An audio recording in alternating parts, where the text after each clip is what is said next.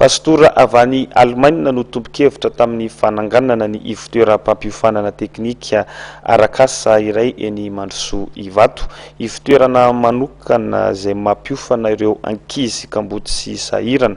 Mankalaza ny 20 taona nisiny ity ivitoerana ity ka nanome voninahitra ny lanonam-pankalazana ny lehibe ny masovony Allemagne miasa somonina eto Madagasikara. Tamin'ny taona 2017 no niorina ity sehatra fampianarana asa na Centre de formation professionnelle et technique antsoina hoe Soltec ity. Pasteur avy any Allemagne no tobokevitra voalohany izay nifandray tamin'ny olona tsara sitrapo avy eto Madagasikara ka nitanjona dia ny ampiofana ny olona mba afaka azo asa avy hatrany.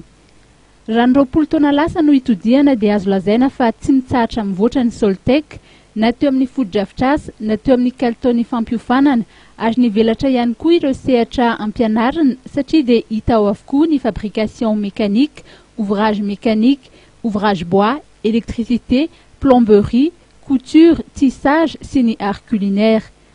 Tonga nanome voninahitra ity fotoana ity ny lehiben'ny masovony Allemagne miasa eto Madagasikara sy ireo solotena avy any Allemagne izay manohana ny Soltec. Nanatrika ny fotoana ihany koa ny solotena avy amin'ny ministéran'ny fampianarana teknika. Ho an'ny lehiben'ny masovony Allemagne Andriamatoa Harald de Gerig dia zava-dehibe ny fisian'ny fiofanana arakasa eo amin'ny sokajin'asa efa ny amin'ny 15 any. Ilaina izany mba ahafahana manarina ny toe-karena raha ny nambarany. Araka ny tatitra natao dia efa mahery ny 2 ireo mpianatra nahavita fiofanana atao amin'ny Soltec. Ny Soltec zany dia centre natsangana ho an'ny Kamboty ho an'ny sahirana. Zany hoe ny ankizy mianatra ato zany dia avy amin'ny fianakaviana sahirana tsy mandoa écolage. Ka raha mivokatra azo tsapain-tanana zany dia le fifaliana izany dia le ankizy nanjary nahita asa zany mivelona manjary afaka mamelo tena soamantsara zany le mpianatra mivoaka vato hoe mahita asa na mamorona asa ho amin'ny tena manokana avy amin'le zavatra nataony tao. Dia raha akoatran'izay dia raha ny isan'le mpianatra fotsiny ao anatin'izay 20 taona zay dia efa misy eo amin'ny 2,000 zany zay ny tafavoaka tato. Dia raha raisitsika ny 20 isan-jaton'izay ny efa miasa na miasa tena dia efa betsabetsaka ihany zay izy tsika.